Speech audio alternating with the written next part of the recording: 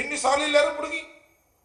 ఇవాళ తొండాడే కార్యక్రమం, దీన్ని రాజకీయంగా ఉపయోగించుకోవాలనే కార్యక్రమంతో మా రాష్ట్ర వ్యాప్తంగా చాలా దురదృష్టం ఏంటంటే రాష్ట్ర వ్యాప్తంగా ఉన్నటువంటి మా నాయకులందరికీ నోటీసులు ఇచ్చే కార్యక్రమం చేస్తున్నారు. ఆయన ఇదిగో చూడండి, మా వైఎస్ఆర్సీపీ కార్యకర్త తిరుపతి, ఆయనకి నోటీస్ ఇచ్చారు సాక్షాత్ పోలీసు వారికి. దాంతోపాటు పొద్దుటూరు ఎమ్మెల్యే గారు, ఎక్స్-ఎమ్మెల్యే గారు, ఆయనకి వెళ్ళి పొద్దుటూరులో నోటీస్ ఇచ్చారు.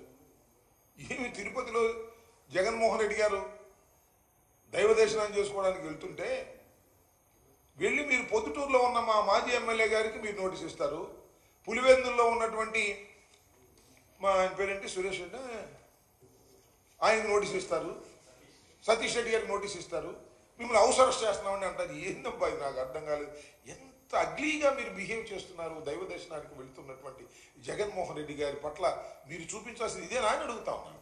రాజకీయం నుండి చూసుకుందాం, వేరే లడ్డూ చుట్టూ, దర్శనం చుట్టూ, డిక్లరేషన్ చుట్టూ రాజకీయం తిప్పి మీరేదో బాగుపడాలనో రాజకీయంగా లబ్ధి పొందాలనో ప్రయత్నం చేస్తే దానికి మీరు తప్పనిసరిగా భగవంతుడు శిక్ష మీకు వేస్తాడు, ప్రజలు కూడా మీకు శిక్షిస్తారనే విషయాన్ని దయచేసి మర్చిపోవద్దని, ఇది దైవభక్తి ఉన్నవారు, ప్రజాస్వామ్యవాదులు అందరూ కూడా ఇలాంటి చర్యల్ని ఏదైతే అరెస్టులు చేసి నోటీసులు ఇచ్చి నిర్బంధం చేసి 10,000 మందితో దర్శనానికి వెళ్తున్నారని రాశారు. దీనిలో ఉదాహరణ నాకు ఆశ్చర్యం వేసింది.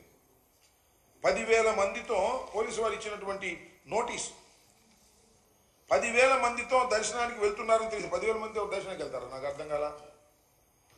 అన్ని ఏదో ఒకట కట్టు పురాణాలు కల్పించి ఈ విధంగా చేయాలనే ప్రయత్నం చేయడం చాలా దురదృష్టకరమని, దీన్ని ప్రజాస్వామ్యవాదులు, హిందుత్వవాదులు, లౌకికవాదులు అందరూ ఇలాంటి చర్యల్ని ఖండించాలని, చంద్రబాబు నాయుడు గారు దైవాన్ని సైతం రాజకీయంగా వాడుకునేటటువంటి అగ్లీ చేష్టలను ప్రజలు నిరసించాలని ఈ సందర్భంగా కోరుతూ